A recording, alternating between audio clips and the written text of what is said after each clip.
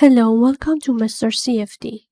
This video presents analysis and discussion of the results of this CFD product, which is rough surface heat transfer in accessible software. Let's start with pressure distribution. The pressure contour reveals localized high-pressure regions at the leading edge of each fringe and low-pressure zones in the area behind. This pressure gradient contributes to the formation of vortices and enhances mixing that affects the whole performance of the system. The velocity magnitude ranges from 0 to approximately 0.023 meter per second, with the highest velocities observed in the core flow region. The velocity streamline and vector contours clearly illustrate the formation of vortices in the wake of each serrated fringe.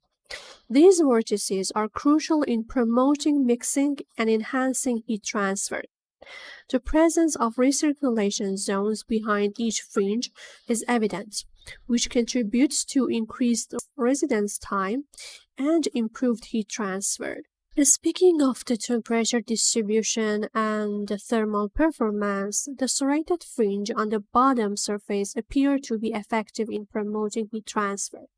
We can observe small pockets of higher temperature fluid forming above each fringe, indicating enhanced heat transfer in these regions. This is likely due to the disruption of the boundary layer and the formation of small vortices, which increase mixing and heat transfer from the surface to the fluid. Let's discuss this graph, which shows the static temperature along the wall with fringes as a function of position.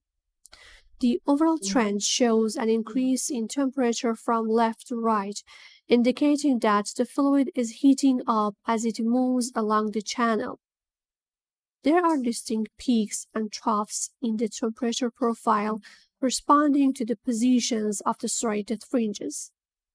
The peaks occur at the top of each fringe, while the troughs are found in the spaces between them.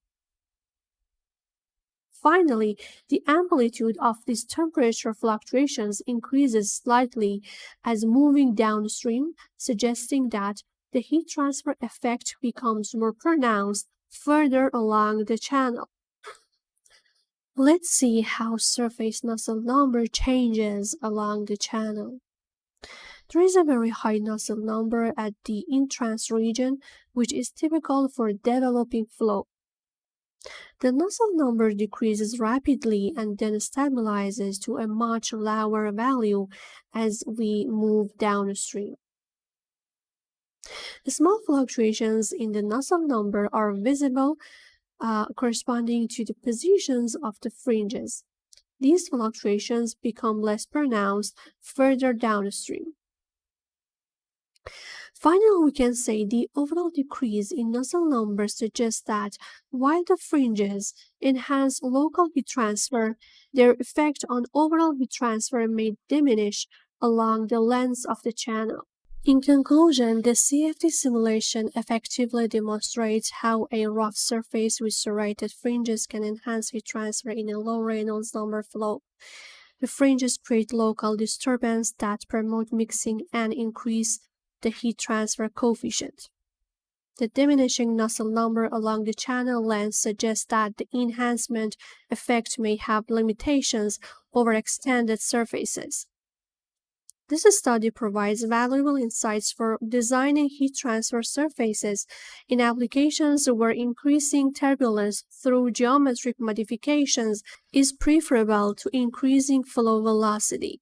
Hope this video is helpful for you. To benefit from Mr. CFD services including simulation, consultation, and training, visit our website www.mrcfd.com or contact us via info@mrcfd.com.